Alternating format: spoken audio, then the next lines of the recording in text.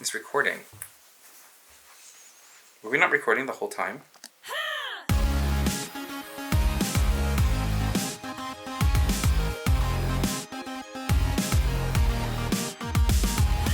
Seems like every road you're on is hit a dead end. There is hope. Let me show. Hi. Hello. Sorry, my Hello. desk is really dusty. I did not get this prepared for podcasting. Oh, well, we're showing your true colors of a dusty desk. Yes, remnants of the past. Oh, Anyway. I know we just started recording, but I'm gonna bright light. Sorry. Ta-da!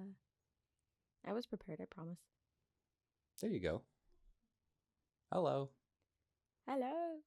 Hello, How are everyone you? listening. I'm all right. I caught up on I've been sleeping a lot. I've been sleeping since yesterday, so there's no such thing as catching up on sleep. That doesn't exist, but I have been sleeping and resting. So that's been very good for me. That's very good. Did I tell you what happened to me the other day on Friday? What happened on Friday?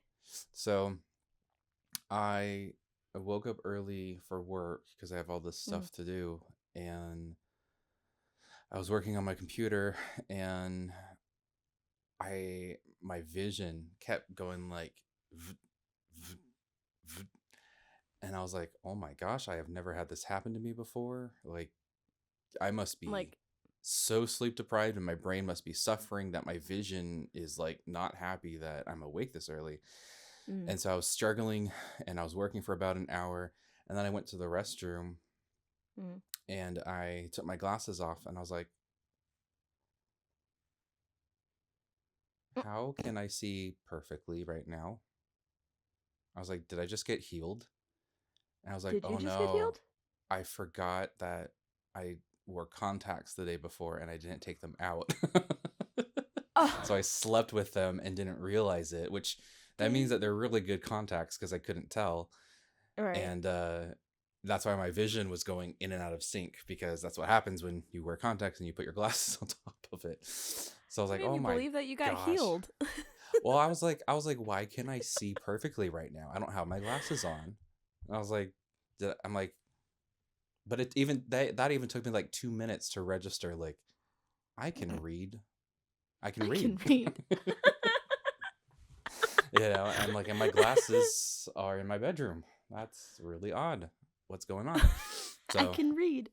that's how tired I was this whole week. So ever since then, I just decided I'm gonna sleep and rest. So that's what I've been doing. Did you keep falling asleep in your contacts, or was that just Thursday night into the Friday? No, that was just Thursday. I wore them, Okay. and I just forgot to take them out. As a non-contact wearer, isn't that bad for your eyes, though? Not necessarily. You can get overnight contacts. Oh, okay. There's different ones that you can get, but the ones that I have, I don't think they're for sleeping, but even if you sleep with them, there's not enough room in your eyeball for a contact to like get stuck back there.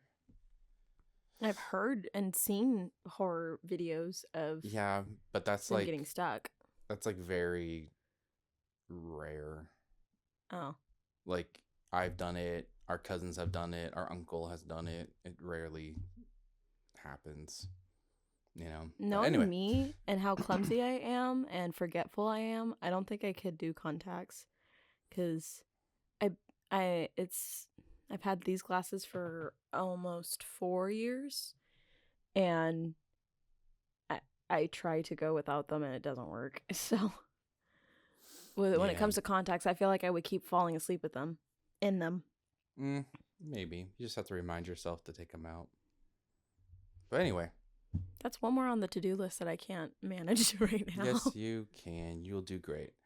Anyway, we're talking about more difficult, heavier topics than contact usage. Yeah, last couple episodes, 3 of them, yeah, they were hard. They were a lot. And so thanks for everybody for sticking around, because it's not that we have more to tell about the trauma itself. We want to talk about the decisions and choices, golly, that we've choices. Choices. Sorry, Zach, take it over. No, I want to hear about these choices. The choices that we made together. Yeah. I mean, just a little insight to you guys. Because we're recording this episode while Ellie is editing the former episodes. And yeah, I'm a little confused. Well, no, that's not what I'm trying to say. What I'm trying to say is that Ellie is the one who's editing everything. And she's having to go and rewatch stuff. And there's a difference when you're talking about something sometimes, like in the minute or in the moment where you're just on autopilot, just going and talking. But then there's something different when you go back and listen to something and you realize, wow, that's what I said, or this is what the takeaway was from that conversation. And so it's been kind of hard on Ellie to not necessarily revisit it, but have to kind of just sit in with what was said. You know, it's been it's been a journey for her. Yeah, and I think what should be mentioned too, for anyone who's gone through or in the process of figuring out their next steps from their abusive situation, just because you separated, Zach may have a different comment, but just because you separated relationship with this person doesn't mean you don't have emotions for this person anymore. For me anyways, what did we establish, Zach? Stop it. What did we establish, Zach? I've had 1.5 years, almost 2 years since my breakup. You've had almost 11 years on top. So yeah, about 10. Yeah.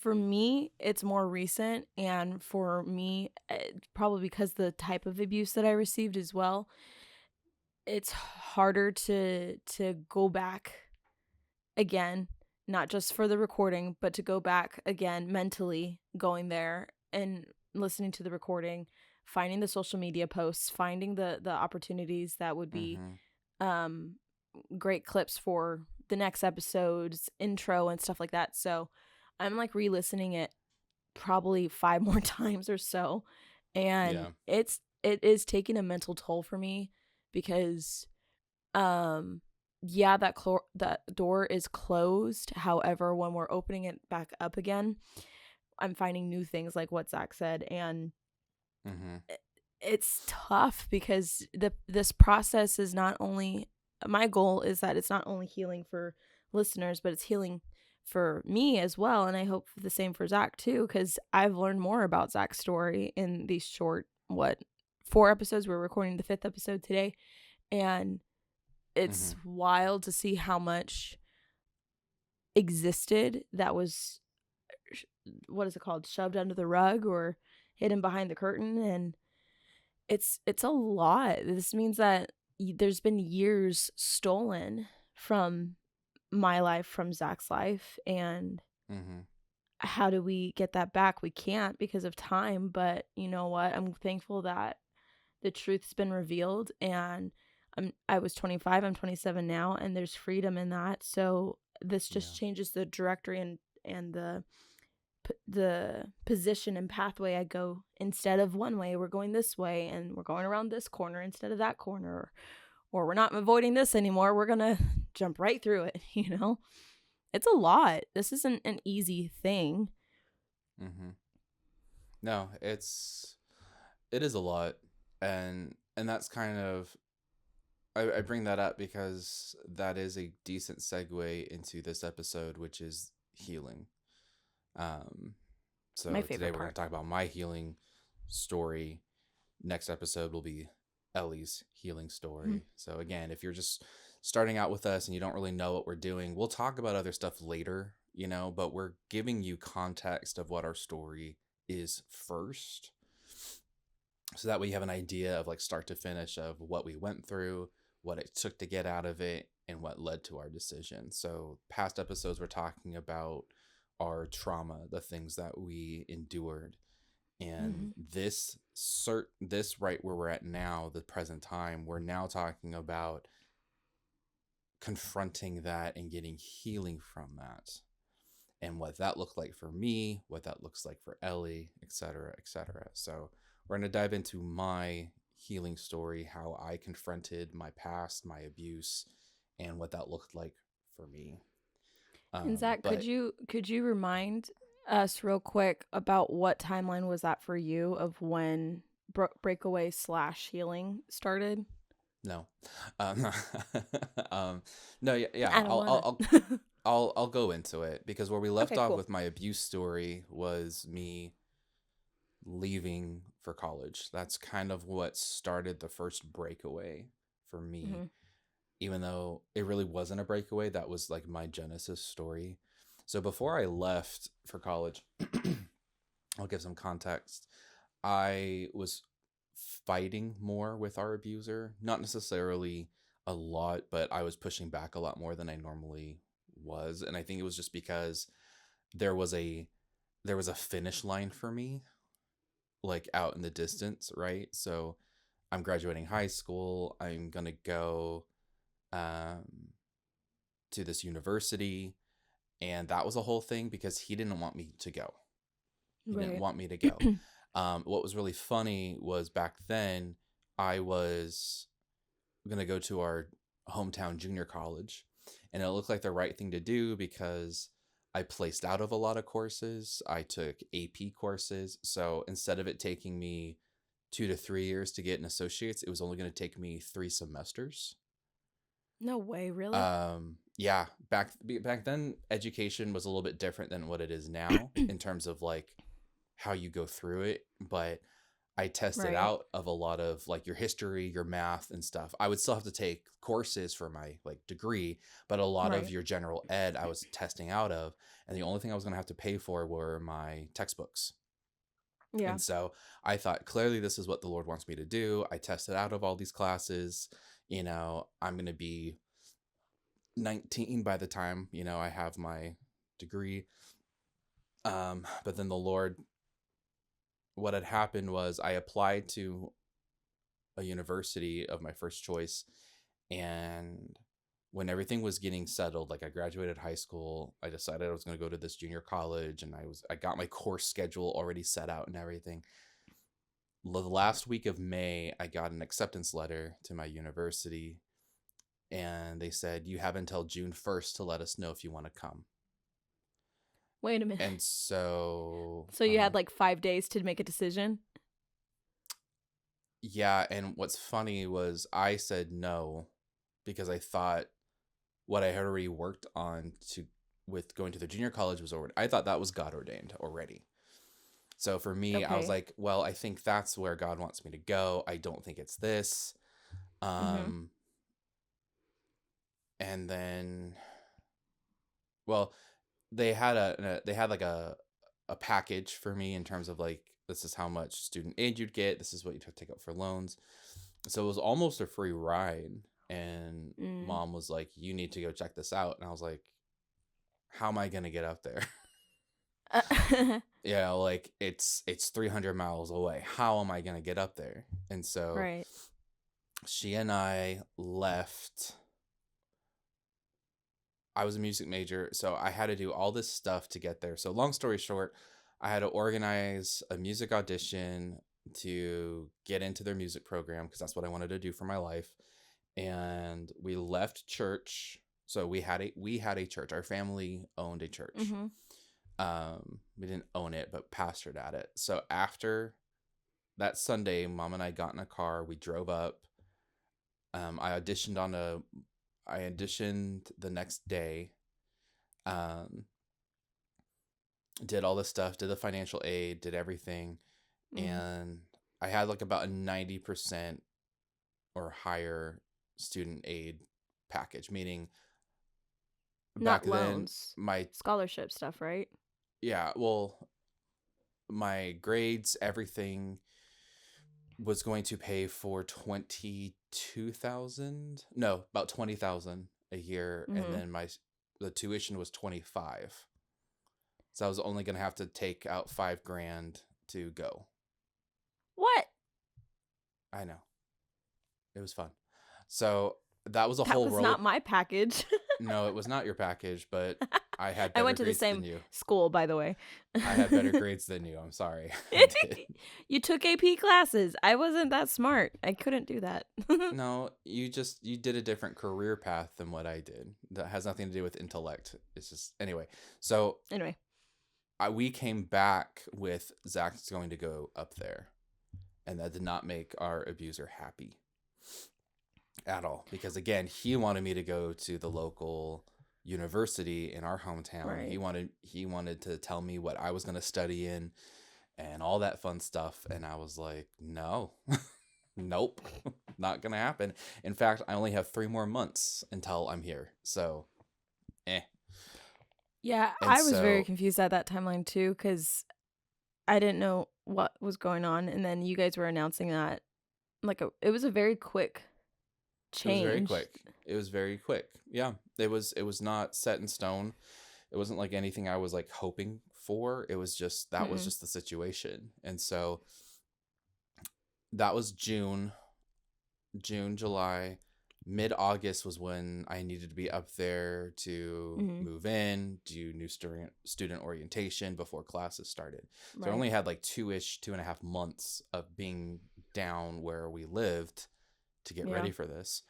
And so my abuser and I were fighting and arguing because he did not like the fact that I was going to be away. For whatever reason, never asked him, but it was just very apparent that he was not happy. And so at that time, we grew up Foursquare denomination. So Foursquare is Right. different, where you have like a superintendent of the denomination. Right. And so that pastor we knew because we had gone to that church every once in a while. But I started talking with him because I was like, I need to know what to do with this relationship because it's just hectic. And he knew our family story. He was not unaware of it. He did. And so, you know that. My knowledge is he knew that like further down the line, not that early. There was a time not long ago. Sorry, guys, we're taking a departure here. There was a time not long ago where Mom had told you, I was in the room, so it wasn't like it wasn't addressed to me, but you had asked Mom if Pastor Phil knew X, Y, and Z, and she told you he told our abuser that if he continued to physically abuse her, then there would be consequences. Now I remember. Okay. Yeah. So that was okay. Now it's a puzzle piece. Now that makes sense with the timeline now. Okay. I can't tell you if it was May 2020 or May 2006 he had that. I can't tell you that, but he knew that there were issues. He may not have known intimately what was going on, but he knew that there were issues. Okay. And so he encouraged me to write a letter to him that I would write to Pastor Phil. Pastor Phil would hand it to our abuser. Should So I I did. bleep that? Huh? Should I bleep that? Bleep what? The pastor's name? No, because I'm sure there's many Pastor Phils out there in the universe that. Hi, all the other ones. Yeah, I'm not naming the church name. I'm not naming. Okay. We're not naming anything. So. Okay. Continue. So. Long story short, when it came up to move me up to my university, our abuser did not come with. Right, I remember My that. whole family, mom, siblings, grandma, came up, moved me, packed up 2 vehicles, drove up. He did not come with. And I was happy he didn't, but that also made me really mad that he didn't, because I think it proved that to me at that time, I didn't know it as a 17-year-old, but it kind of just made me feel like he didn't care, you know? And his excuse back in the day was he was too mad that I was going, and he knew that if he was there, he was going to make it horrible. I'm like, that sucks. That's not really a great apology. I'm glad you didn't come, but that really sucks. And so, but that was my last said? Huh? That's what he verbally said as his excuse? Correct. Yeah. He couldn't come up because he was going to make it about his issues. And it would have, like, it would have ruined the party. Right? Essentially. Like, that's kind of the gist. Not exact words, but that's kind of the gist there. Right. So that was my last interaction with him. I left home, probably said goodbye, drove up 300 plus miles to where I was at. You guys stayed for like a day or two, and then you guys went back down. And I remember probably a week or two into being at school from when I got dropped off. So I'm not talking about like when school started. I'm just talking about like maybe 1 or 2 weeks, just me being there, getting used to living in a dormitory, getting used to a roommate. Our abuser responded to me in an email letting me know that he got the letter. And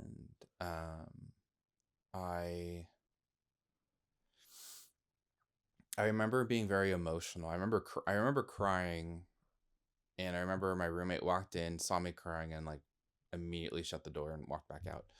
But I just remember it being very.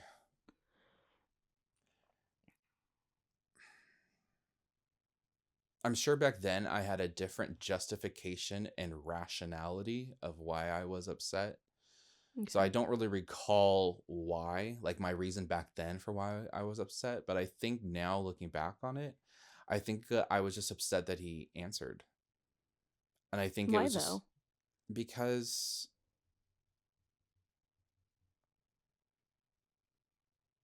I feel like back then I felt like it was already too late for me.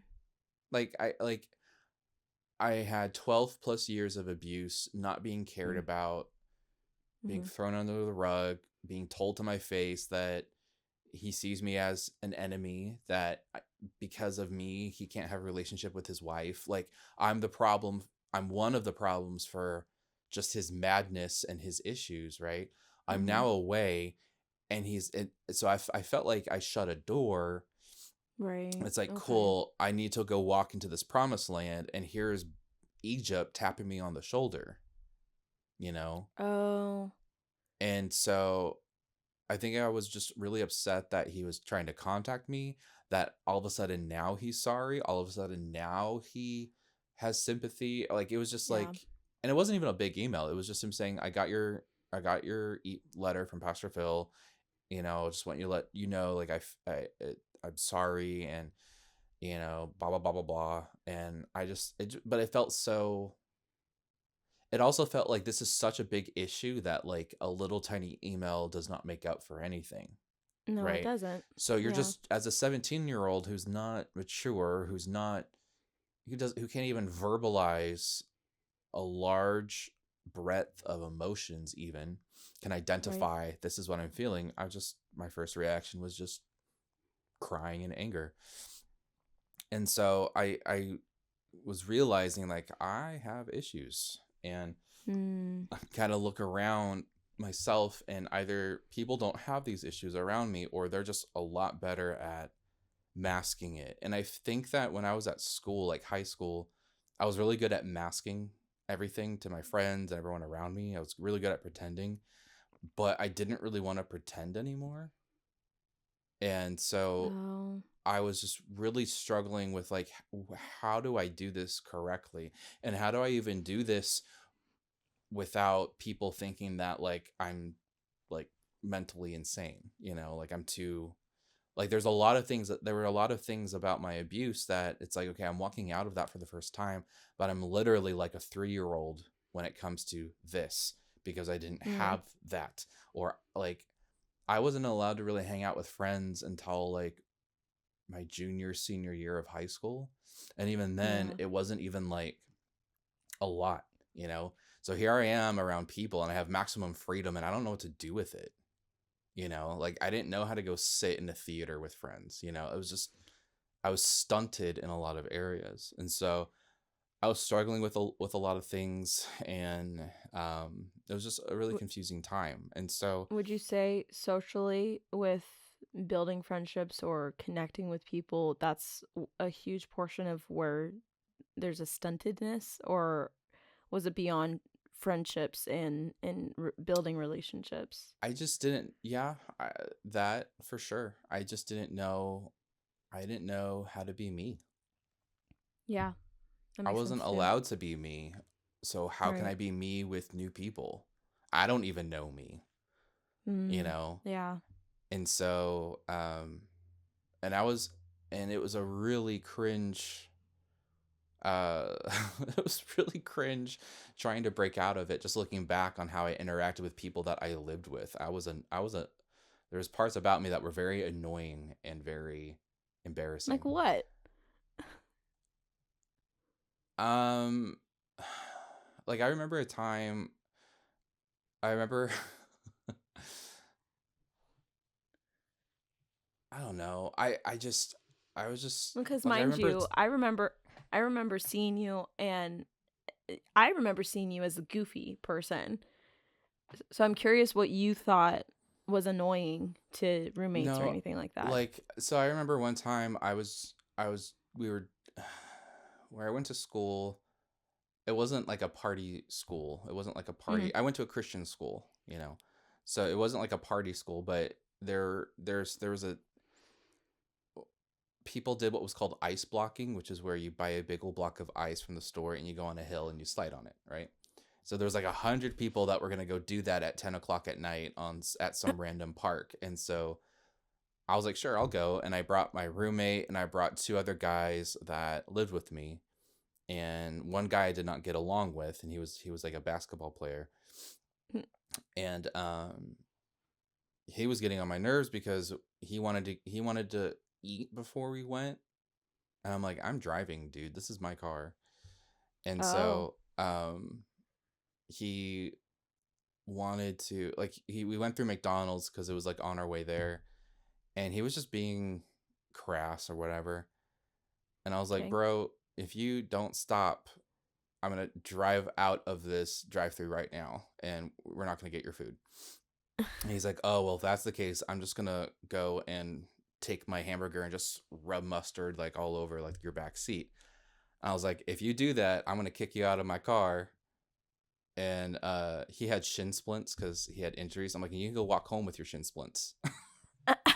And my roommate is like really embarrassed. The other guy in the car with us was laughing because I was a tiny kid. I was only like 130 pounds, and this was like this 6 foot tall, 6'4", whatever, like not hunky, basketball but player. like very muscular, dude.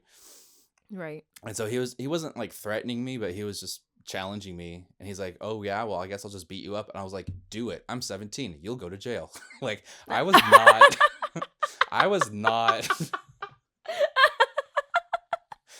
like you weren't tolerating it. No, but it was coming out of anger. It wasn't even coming out of like jesting with each other and like like friendly threat, like no, I get it. It was just me being angry, and that's what it was. It wasn't me having fun with it. It was me just being angry. So I just didn't fit. I was like a baby camel, not knowing how to like walk and being all awkward. And so where I went to school, Okay, now we're going to talk about the healing process. Okay. A lot of unnecessary information that we just threw out here. But case in point, I was walking into situations where I didn't fit in. I didn't feel connected. Like I felt connected. I had friends, but I just felt like no one could really see me because I hid all of my trauma inside. I didn't let anyone look at it. And I didn't even want to come off as if I were someone who was hurt because I knew that I feel like you can instinctively tell when someone is more healthy than you, who is more wise than you, right? Yeah. And I just knew a lot of people were not in that same boat and couldn't relate. So I never wanted that to come out because then I didn't want people to feel like, oh, I can't relate to this guy. He has too much baggage. We're going to go and just hang out with people who don't have that baggage. Like that was my fear. And so I was just really struggling. And at this university, we had to do, and I think they still do, what's called SFGs, spiritual formation groups. Yes, they do. Yes. And so I was in a group already that started like a little bit into the semester. And I never went to it because what had happened was I was a music major and I was doing like introductory to music theory. And hold on. And our professor, whom of which you know, but I won't say her name, she led the choir that you were a part of. I love her. She's amazing. Yes. We'll call her Becky. Yes. Miss Becky. So what she did was she gave everybody the final exam the first day of class to tell everybody, this is what will be, like, by the time we're done here, you will know how to do this. So you will fail this. It's not graded, but this is going to give you an idea for you to know what you know versus what you don't know. And I did pretty well compared to everyone else. Even though I didn't really like know a ton of music theory, I was like, oh, I can tell what that key signature is. I can tell what kind of chord that is, whatever. Right. And so she pulled me aside and she goes, you know your music. And I was like, yeah, like I'm sure I know a lot, but like I don't know. I also don't know a lot. And she goes, well, but you can tell what notes are and you can read stuff. I was like, yeah, I play piano. Like I have to know what I'm playing, you know? And so she goes, okay, cool. Well, I want you to audition for this vocal ensemble. And I was like, I'm not a singer. She's like, that's okay. But they had recently lost to male singers. And so they brought me into it, which meant extra scholarship. So it was great for me. But it also meant that I had to rearrange my schedule because now that class was where my SFG was. Oh, yeah. So I had to go rearrange my schedule to do this new choral thing that I never done before. I wasn't a singer at that time. Still not, but whatever. And yes, you so are. that meant that Stop. So I had to go and pick a new SFG. And at that time, there really wasn't a lot of stuff available. I could only really pick stuff that was going to align with my schedule. And so it was this spiritual formation group called How to Have an Emotional Relationship with God. And I said, okay, well, that could be fun. I'm emotional. So, okay. I remember my first day being there. It was led by Alice Mills. And I did not understand. She was talking about, I touched my microphone. She was talking about the tabernacle. And there's a theologian called Scofield, and he describes kind of like what we're currently reading, like what we read in Exodus and Leviticus of the outer courts of the tabernacle. Certain people could come in. Then you had the inner courts, and then you had these different halls, and then the Holy of Holies, right? And so she was talking about how this theologian has a belief that the tabernacle is a blueprint for us as people, because now our tabernacle is Jesus, right?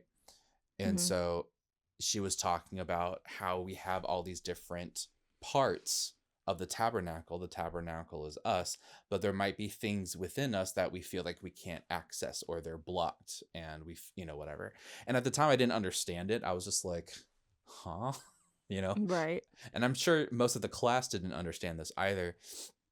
But it was a class that really encouraged people to communicate with God. And what I loved about it was it didn't have an agenda. It didn't have a blueprint. It didn't have anything. Like a to-do list, yeah. No, it was just like I remember thinking when I first started, like, this is a crazy class, but whatever, I guess I need to have this. So I think maybe the second or third class that I had, we got into little groups, and she goes, some of you this will connect with, some of you it will not, but that's okay. We're not here to divide ourselves as to who can and who cannot. This is just an opportunity for us to practice our listening skills in the spirit awesome. to the Lord. And if nothing comes to you, that's okay, but at least be willing to hear what other people might have to say to the Lord. And it wasn't anything special. Like, it was just like we started like maybe like 4 or 5 people like in a little pod around the classroom. And sometimes it was like we would do like 5 minutes for each person. So it would be like if you and I were in the group, it'd be like, okay, guys, there's 5 of us, 4 of us over here. Ellie's the topic. So we're going to ask the Lord to give us something about Ellie that he wants us to relay to Ellie. Oh, so sometimes I love it was like practice. Yeah, it was fun. And it was different, and so sometimes it was like a color or an animal or like just something, just see. Sometimes, some people were like, well, I asked God for a color, but I got like an image of like a flower or something, and it was like, okay, go with it, ask the Lord why, and blah blah blah. And so I remember I was practicing it, and I remember we were talking to the girl. There was a girl in our group, and she's actually the daughter of the current president of the university, and I didn't know that because we had a different president at the time, but it was her, and it was, Lord, give us a picture of an animal for this girl. And I got one. I was like, Lord, no, give me a different animal. Give me a different animal. Don't you, please do not let, And so it came time to me where they're like, Zach, what did you have to impart to her? And I said, I got an image of a hippo. And she was like, okay, that's fine. God has a sense of humor. And I said, well, the image was a hippo that was laying very still in the water. And the thing that I think God wants to tell you is hippos are categorized as one of the most dangerous animals on earth. Mm-hmm. Yeah. But this hippo was calm and peaceful. And I think somewhere there's something, you were told that you were not safe, you were dangerous, you carry this belief with you. And so I think this is an opportunity possibly for the Lord to challenge that and actually tell you who you really are. I can say that now as a 33-year-old. At a 17-year-old, you can imagine with whatever words I was able to conjure up at that time, so it wasn't as eloquent, but it really resonated with her, and her story it absolutely resonated with her. And so the class was done and I was leaving, and sorry, I always cry at this, even though it happened a long time ago. Why are you getting emotional? I'll tell you. Give me a second. Tell me. I have to breathe first. Hold on. Yeah, do the breathing. I was trying to walk out of the classroom, and Alice stopped me. Our instructor stopped us, and she was an English teacher, so she wasn't like a therapist. She wasn't like in pastoral ministry or anything like that. She was an English professor, but she had a very strong gift with the Holy Spirit. And so she stopped me from exiting the class, and she just said, I want to talk to you. And I said, okay. And so she talked, and she said, I don't know how you're going to accept this, but the Lord wants me to ask your permission if it's okay for you to come see me, because there's some healing in your life that needs to happen. And I said, okay, sure. I'm not opposed, but can I ask you why? And she, so what she said probably doesn't mean anything to anybody, but for me, it meant a lot. She just said, because every time people ask if they can pray for you, you break down in tears. And so I started breaking down in tears. Immediately. And that was like my confirmation of like, okay, something, I need to go talk to this lady. And we did. And I spent, it was like once a week I met with her while she wasn't teaching. I met with her. And we just, I didn't really know what to expect, but I was like, clearly I have some stuff to work out. And what happened? We started meeting. And at first it was just kind of like getting to know each other a little bit, but we started doing a prayer exercise. And this particular prayer exercise was, she called it imaginative prayer.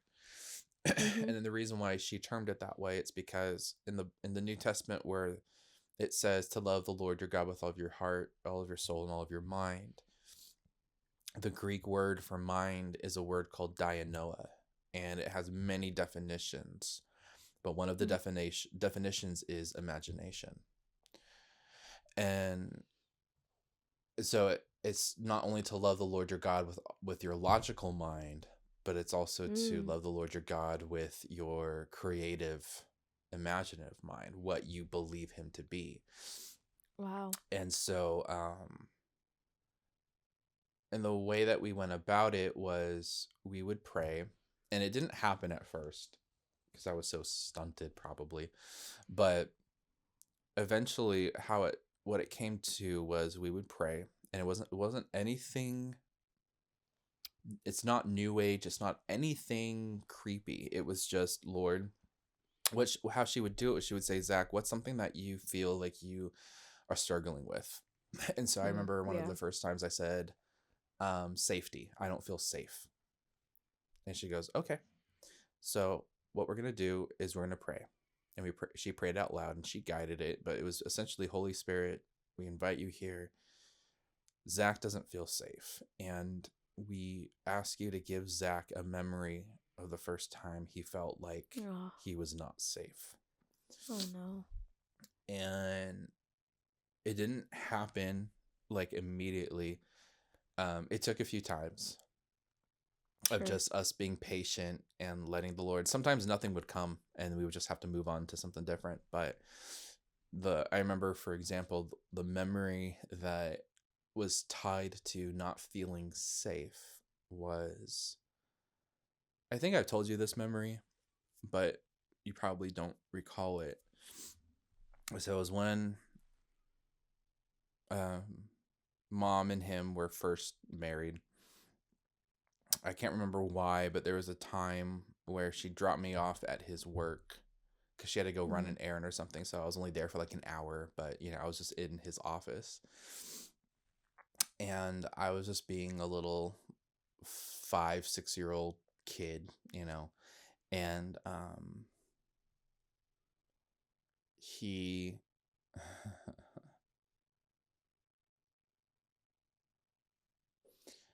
I'll just preface this.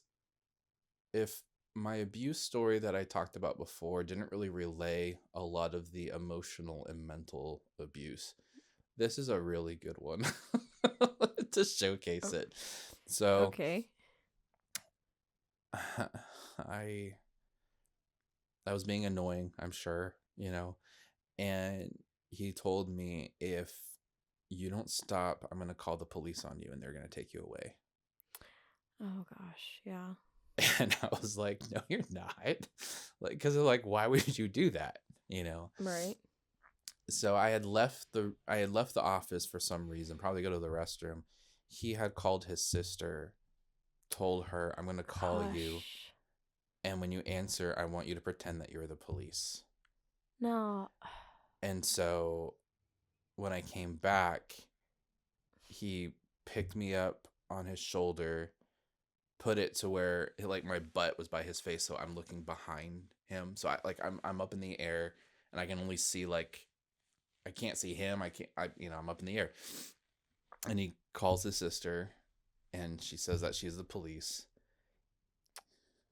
And I just start like screaming on the top of my lungs, because I remember feeling in that moment like I was going to be taken away, that I would never see my mom again. I would never see my family again. And I don't remember if he was laughing or anything like that, but I was screaming and he didn't stop.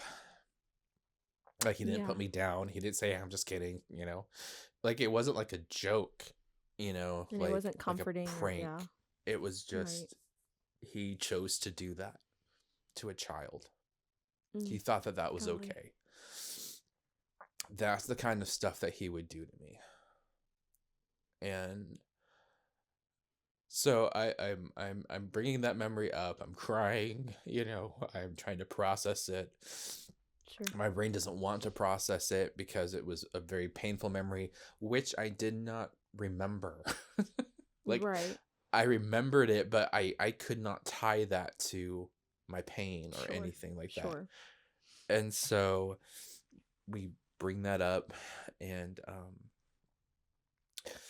once I kind of calmed down, then it was okay. We have that memory. And then it was, where was Jesus in that memory? And then it was asking Jesus to reveal himself. And it was even going as far as to say, what is Jesus saying to you in this moment? Back then, 5-year-old, 6-year-old you who is being hurt, what does Jesus want you to know? Right. And I was just like, he just wants me to know that never should have happened, and that I wasn't a bad kid, and that I didn't deserve that. And then we would wrap up that going, okay. So it doesn't mean that the memory didn't happen. It doesn't mean that, that just gets erased. But what it does mean is that we no longer associate that with pain. We now associate that with what the Lord says about you instead. It doesn't take away anything, but now your brain can go back to that memory without your brain trying to prevent you from accessing it, Right. Now you can go and walk in what the Lord says about you. Has affirmed over you.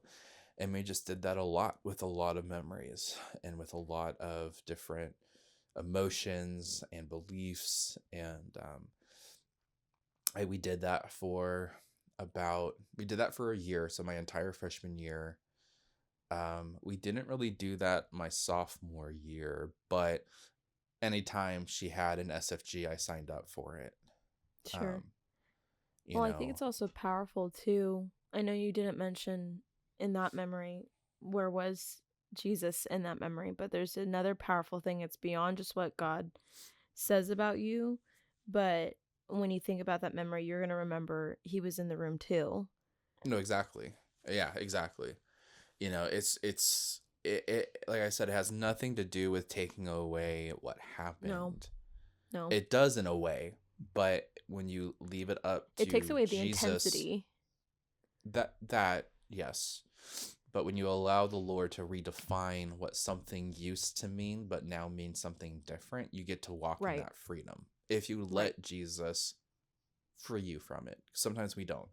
Sometimes there was things that I wasn't ready to let go of, but like I said, it was about a year of just me always going and showing up. Sometimes I felt good. Sometimes I felt like I took 5 steps back. Like, I remember there was one time, there was like a friend group that we were in, and there was this guy that we weren't friends, and we're not friends even now.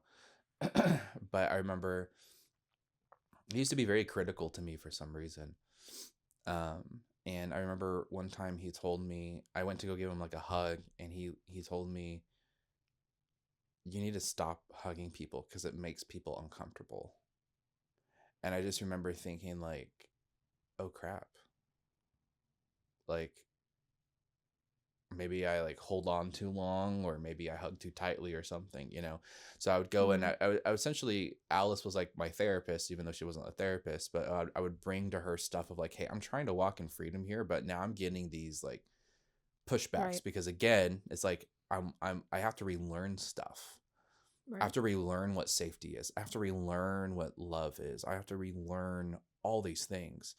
And you know, and so it felt like hell at the time because it just felt like I was constantly getting beat up from other people and their criticisms or how they felt about me or whatever. But that was probably the safest way, honestly, for me to kind of get out of a lot of funks because I had to interact with people, you know. I had friends, I had classmates, I had teachers. Like so I had to be in a place where I really couldn't retreat and just say, no, I'm not going to do that, you know. Right. I'm not going to work on myself. So I did that. And I remember I was actually thinking about this last night because I remember when Alice became accustomed to understanding the type of abuse that I had endured, she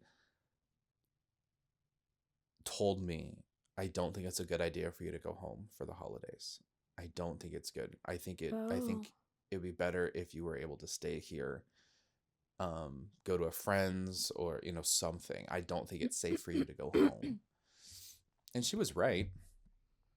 And I remember I emailed Mom, and Mom was not a fan of that. And she told me, no, you're going to come home. Did Mom know any of your healing during freshman year? While it was happening? I think so, but I mean,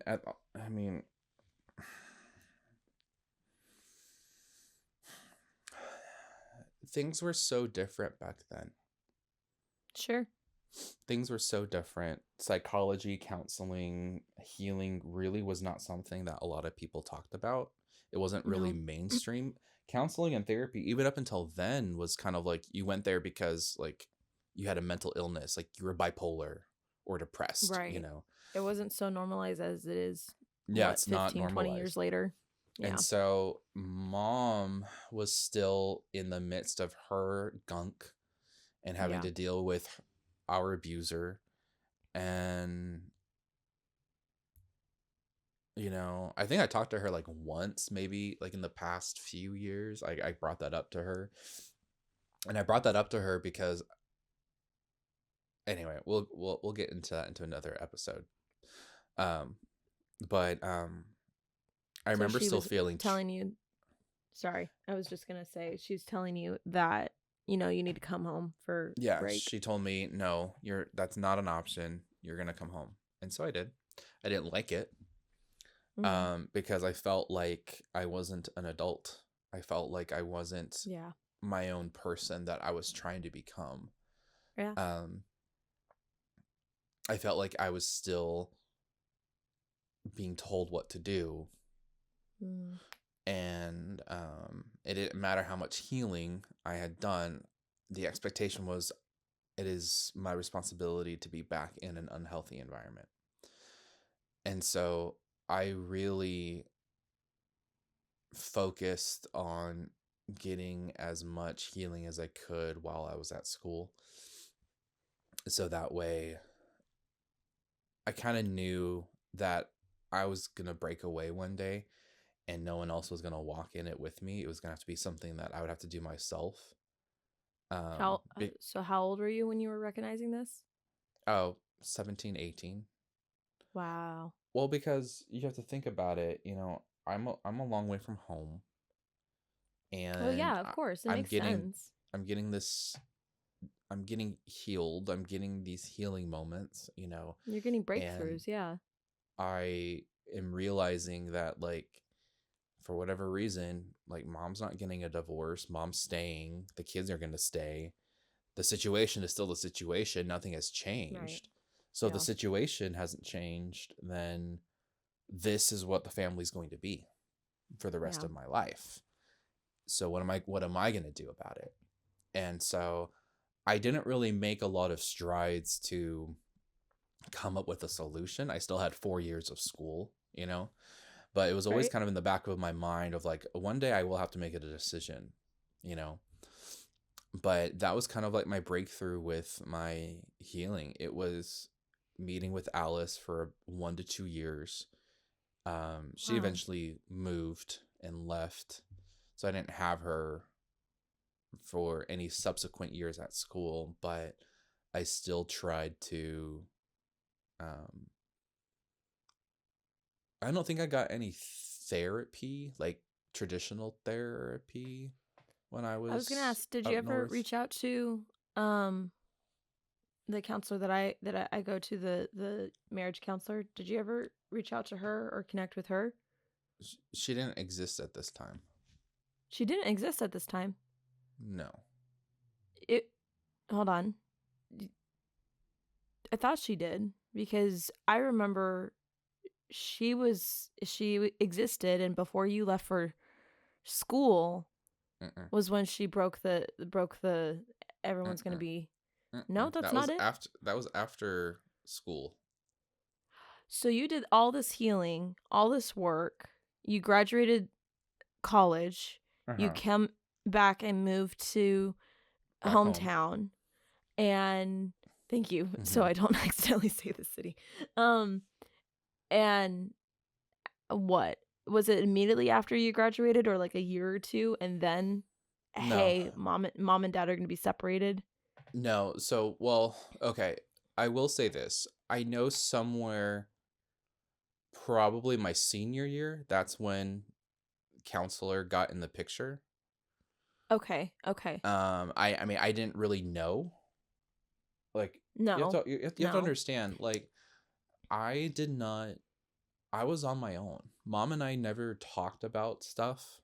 We never talked about abuse. We never Yeah.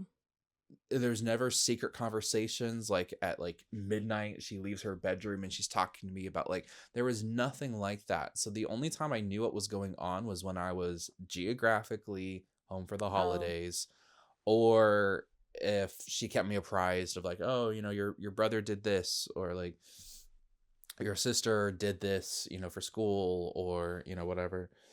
Well, And cuz even so back then too, phones were also used differently as well. It was flip phones and not yeah, smartphones we and stuff like that. we didn't have smartphones, even though they were around. We still didn't have them. But Right. no, yeah, that so she probably was in the scene in the family, probably my senior year of high school, maybe a little bit before. But no, she was not a option. She was not advertised to me. No one encouraged. That makes Like, sense. mom Okay. mom was not like, hey, go talk to our counselor. No. Um, Well, because she's not knowing all that you're working on at this point, much, I mean, anyways, to the I depth. feel like she knew enough because I came out and said, like, I think it's like years before, like, I don't think it's good for me to come home for holidays. So she already knows Oh, that her okay. child is being exposed to advice from somebody to walk away to some capacity or put up these boundaries, which is ironic because mom used to teach the boundaries courses at the church. I forgot about that. Yeah, she did. And my boundary was violated. It's Oh. kind of fun. That's nothing against her. I'm not like angry or anything. It's just that's where we were at.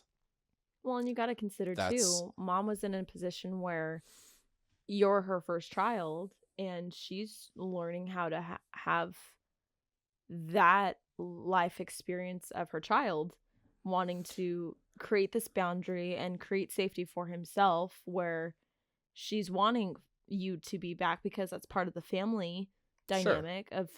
sure, But I'm just thinking of mom's position of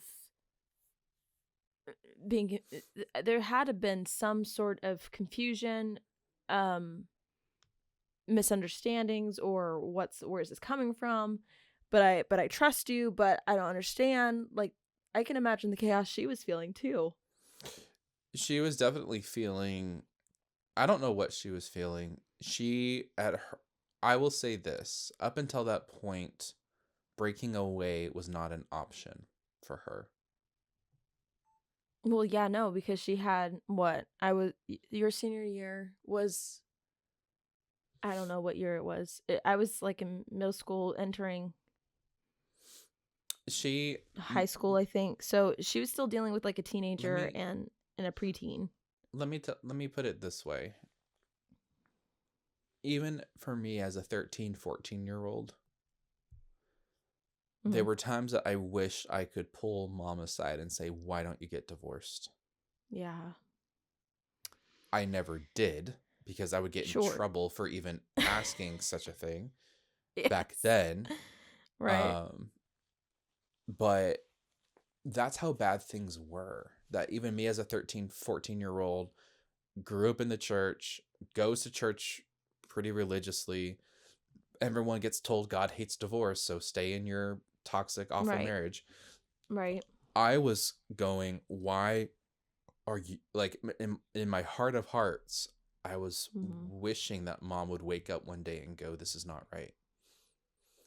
But that never happened. And yeah, I mean, it did happen eventually, but not at the time that I wish it would have had happened. And mom had her own reasons for staying. Yeah. That conflicted with my reasons for leaving. Even though her and I never really talked about that, I think you get like a sixth sense of like something's happening, someone's breaking away from the mold, you know. And also too, that was what was normal. That was our normal. The abuse. But also, are you talking about the normalcy of not speaking about the abuse? I'm just talking about the normalcy of accepting it, that this is going to be our life for the rest of our life. Right. Yeah. Yeah. You know? And so I was breaking away from what was keeping the family together, which was abuse. Honestly, that's what was keeping everyone together. You know? Now that you label it like that, that's... Hold on. That was really powerful for me. What was keeping us together, our family, mother, father, siblings, was abuse. Hold on. That makes me want to cry, because it's a really hard thing to say, but I bring that up because even to this day, if you were to ask our mom why now that you know you're breaking away, she believed that if she would have done it before, or she considered it, she believed and still believes that you and our brother, that would have just been the nail in the coffin, and she would have never had a relationship with you guys. You guys would have thought that whatever our abuser said about her was true, you know, and she was that was her rationality of it. That's her belief of the situation. Well, I believe it too, because see, I don't, but I do, just because of what I know, what I knew at different timelines, that it would definitely be a nail in the coffin. Not saying that God is not powerful enough to still prevail, but it would have changed the trajectory of relationship dynamics between me and mom, for example, is what I can confirm. I think it would have, and this is another topic for another time, because there is an episode where I do want to kind of talk about this particular topic. That's fine, you can.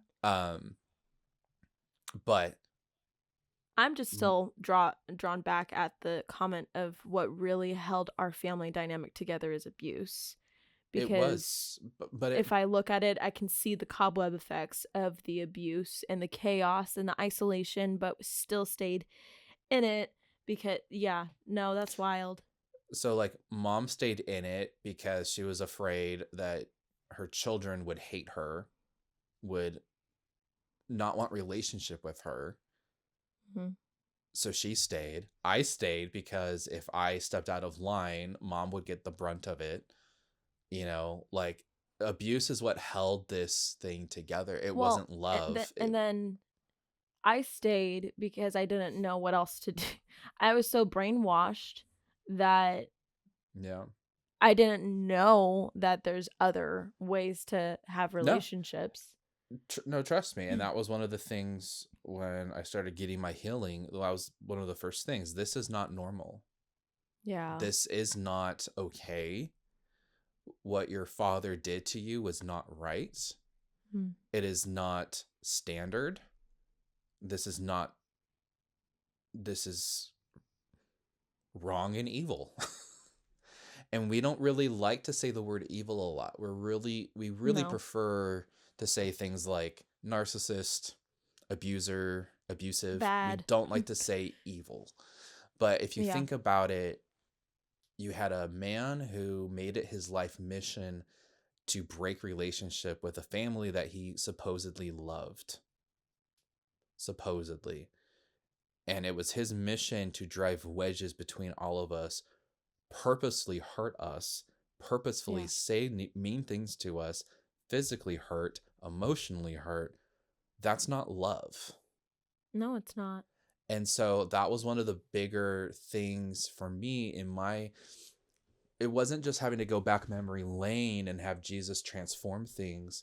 That was a big part of it. But it was also having to come to the realization and accept, emphasis on accept, that this was not okay. This was wrong. And that the family unit that I had was not operating healthily. It was operating defensively. And that survival. Yeah, exactly. And so that was kind of the big takeaway for me, was just not just getting the healing stuff down. It was realizing that what was going on and what still was going on was not and is not okay. And again, I wasn't talking with mom about it. I wasn't talking with you guys about it, my siblings. I wasn't talking to our abuser about it. I wasn't talking to my cousins, my grandparents, my friends, nothing. Pastors, nothing. Cousins didn't even know. I mean, one of them did. But that was still such a small circle. I was alone in this. Wow. You know, I didn't have a lot of, while I was getting my healing, there weren't people in our family or circle who were walking alongside of me, helping me get better. I had to do it with By God, yourself. by myself, with the Lord, while going to school full time. You know, that's how did you do that? I don't know. I guess when you're younger, you can pull all-nighters really well and burn the late night oil, and it doesn't affect you like you do when you're older. No. But that was pretty much my healing. I think, like I said, I didn't really go the traditional route of, I've had therapy in my life before college, for different things, but I wasn't going to like a therapist and this therapist having to walk me through that. I had Alice, who was like, this is not right. You know, and she was someone and is someone who walked away from her narcissistic husband who was abusing her and her children. You know, and so she understood the pain of walking away. So I shouldn't say I didn't have anyone in my circle. I had Alice, but eventually Alice left the school to go somewhere else. And I was kind of on my own. And but geographically alone, for sure. Geographically alone, emotionally alone. I was just going through this come to Jesus moment by myself, you know. And even then, I wasn't telling people of my story a lot. I wasn't telling people about the abuse. I just kind of kept that to myself, because a lot of times when you open up like that, a lot of people look at you a little differently, you know. They don't know what to do with it, you know. And so I didn't want that to be my defining characteristic. I wanted my walking in the truth and walking in that. That's who I wanted Zach to be. I didn't want it to be who I was from ages 0 to 17. It was, you know, me going forward. And so, like I try to work on myself as best as possible. I still had a lot of learning curves and stuff. Like I wasn't all healed, there's still stuff in me that even now as an adult, I have to go back and go, okay, that's tied to this, Right. or this quirk or this reaction that I have is tied to this. But that was pretty much my healing. It was meeting with someone to walk me through that stuff and be willing to accept that what I went through was not okay. And well, the fact that Alice, one, was a safe person, and she was and is exactly who you needed in physical earthly form to trust going that route with. And not that Alice says no to God, but the fact that she was one, all it takes is one person to listen to the Lord. And she was that one person to listen to the Lord and obey the Lord. That's the other thing too. If deciding to not obey the Lord is sin. So for her to, I can imagine her internal like, really, God, you want me to okay. To an extent. She's done this for so long for other people that's really her ministry. Which for those who don't know, I also received healing from her too. So, but to learn how your healing journey started literally pinpoint with her obeying the Lord and walking through that with you for nearly close to 2 years, you said? Almost 2 years? Definitely at least 1 year. Yeah. And that changed the trajectory of where you are today. Post Alice, how many years is that now? The 10 years you would say? No, less than that maybe? 15. Oh no, that's more than that. That's wild. Beautiful. Well, beautiful.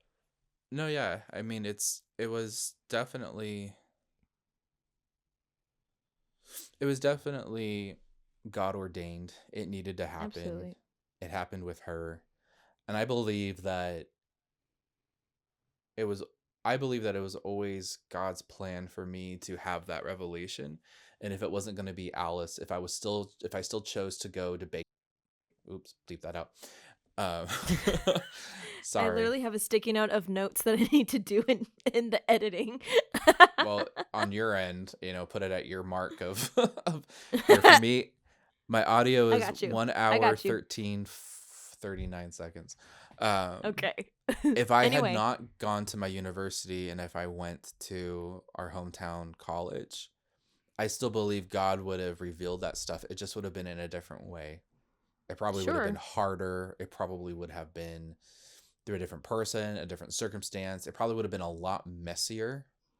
Probably. Oh yeah, since you were in the same environment, yeah. Correct. It probably would have been a lot worse, but I still think that I don't think God's purpose for my life would have been for me to be like, well, because you didn't go to your university, I guess you're just going to be stuck in your toxicity forever.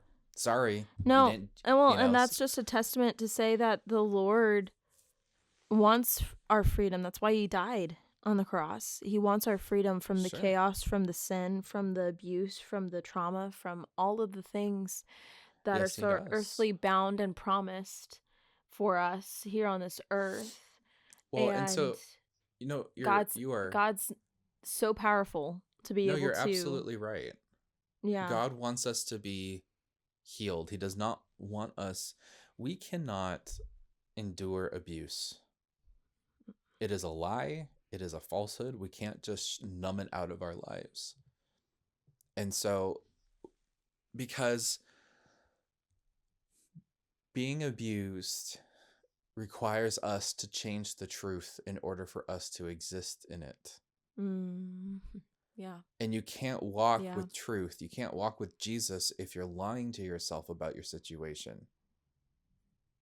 You can't. You can try, but it's not going to work in your favor. And eventually you're either have to choose Jesus or you have to choose your own truth that you tell yourself in order for you to justify why you can't go beyond where you're at, why you have to stay, why this is okay, except whatever excuse it is that you're telling yourself, you Right. know? And so to your point, that's kind of going back a little bit. Like, that's why I don't believe mom's stance of, if I would have left and gotten my children into a healthier environment, I would have not had relationship with my children. I don't believe that. I do not. I believe that the healing journeys for you and our mother would have looked very different. Yeah, it would. But I don't believe that it, for whatever reason, it happened the way that it happened, and that's fine. There's nothing we can do about the past, you know? No. I'm not saying that, you know, I'm not trying to say, oh, if only mom left sooner, we could have been healed faster. I'm not even saying that. But I was listening to a Dr. John Deloney episode the other day of a wife calling in saying that her husband has had at least like 20 affairs with coworkers, and this lady was like, I don't know what to do, and Dr. John Deloney was like, yes you do. And she goes, well, but I have kids, shouldn't I stay for my kids? Like, isn't that the right thing to do? And he says, your kids need an emotionally regulated mother. Yeah. They need 2 emotionally regulated parents, but they don't have one of them right now. So the best thing that you can do for your kids is to give them an emotionally regulated parent. And if that means that if it's even at a shelter, they have an emotionally regulated parent. And that's kind of the thing too. I mean, it's like, you look back and mom did her best. Like, I'm not shaming mom. I'm not blaming her for anything. She did what she felt that she had to do at the time. But you can't be the best version of yourself if you're catering. And that's why, you know, you and I have had conversations where I've even had to apologize because I kept the truth from you guys. Yeah. It was for my own survival, but I still participated in the lies. And so that's what I mean by like the whole family glue that was keeping things together was the abuse. And it was us deciding that we're going to participate in it. And our participation was saying, let's keep doing this. Let's keep lying. Let's keep hiding. Let's keep shoving this under the rug. Let's keep accepting that this is okay. This is it's like honestly, like, oh, it's just normal that we go to church. We go to our church that we operate and pastor. And once it's done and everyone leaves, mom and abuser shout at each other for the next 5 hours of the day. Like, that's just normal. No, literally, that happened almost every Sunday. That literally happened all the time. All the time, not just on Sundays, but yeah, I remember that specifically. But on that Sundays, was like clockwork. So it was like, even if we were having a good week where there weren't issues, we knew that there was going to be something that went wrong on Sunday, and it's like, all right, kids, let's go in the back room. Let's go to Ellie's bedroom because it's the furthest away, and let's listen to her Hannah Montana CDs. Which, you know, like let's. Why you gotta call me out like that? That's what you had, you know. But yeah, you know, that just gets normalized. It becomes part of your everyday life, and that was the thing. You could put me in a position like going to college where I was free from all of that, but I was still trapped. I don't know freedom. You know, I had to learn what that was, and I had to unravel a lot of things that I told myself. I had to confront a lot of lies, you know? And so, that's essentially my healing. It happened mostly at college, and, there's still some like residual healing moments, you know, but that's like post walking away. That's not before walking away. Because even at college, I didn't walk away yet. That happened after. But I will say that the healing was my genesis. That was my starting point, the catalyst for me to walk away, because now I was walking in the truth. And if I wanted to stay, that was going to be my choice, but I was at least given an opportunity to choose freedom or not. But that was mainly my healing story. It was someone pulling me aside and saying that God wanted me to be healed, and they were going to be someone to partner in that with me. And so we did. So thanks, Alice. Thanks, Alice. You know, how beautiful. Do you have any questions or? No, I was gonna say, correct me if I'm wrong. We're not talking about next episode. No, stop. We have plans to speak about the walking away story, right? Mm-hmm. Or yeah, okay. So yeah, no, my questions were pertaining to walking away, so that's why I'm triple checking. No, I think. I feel like once we get away from this, like our history, and we talk about different stuff, you're gonna have an easier, like, not recollection, but you'll have like an easier like memory comprehension of like, okay, this is what we're gonna be talking about. No, I think no. Depends. Oh, okay. Well, yeah, because the next episode after this is your healing, not your walking away, but your healing, what you went through, which is a mess compared to yours, though. So that's fine. It's not a competition. But after that, then it's gonna be our walking away and what that has looked like and why we did it. You know, what people, situations, what finally made us cut ties and go, I need to make this stance. So we've already kind of talked about your walking away and a little bit of mine, but we'll go into more details about the walking away and choosing to not have relationship. For me, I'll have to talk about this to you behind the scenes, but it's a little chaotic for me because I didn't do a majority of my healing until after I cut him out. So no, but I did. Don't say no. I did. That can still be part of the walk away story. But okay. You still did healing with your mother. Oh, you still did inner healing and stuff before walking away was even an option for you. Oh, I did some stuff when I lived in Texas. Yeah, I can. Yeah. Anyway, taken away from your episode here. Sorry. No, it's fine. So yeah, but that'll be like the next. We'll go through that, and then we're gonna walk through different topics of conversation about our abuse, about our perspectives. Now that we do have the stance that we have, this whole time has just been a historical epilogue of what happened in our lives and what caused us to have the stance that we have now. So, but yes, next I'm thankful episode. Of your story. No, I mean,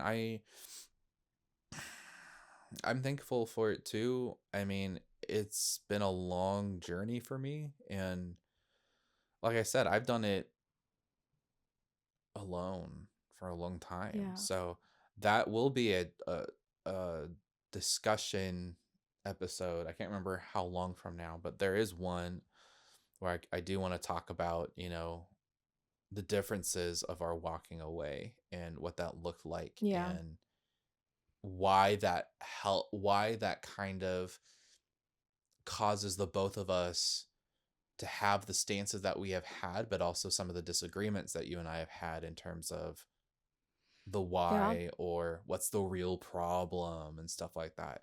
Because I think that's where things get really interesting in terms of the different perspectives that we have.